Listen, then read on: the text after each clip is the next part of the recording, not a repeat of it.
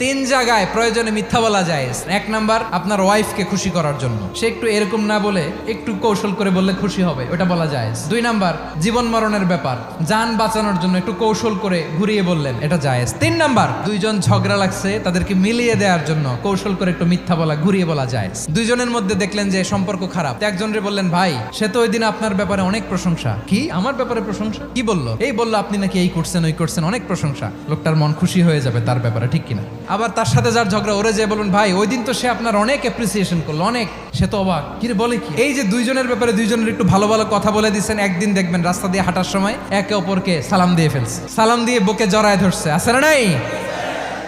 আবার মিলমিশ হয়ে গেছে। কিন্তু আমাদের স্বভাব হইলো, দুই প্রতিবেশী যদি একসাথে বসে একসাথে হাঁটে, দূর থেকে দেখলে আমাদের জলে, আছে না নাই? ঘটনা কি? এই দুইটার মধ্যে এত মিল কে? এই দুইটার মধ্যে গিরিঙ্গি লাগানো যায় কিভাবে?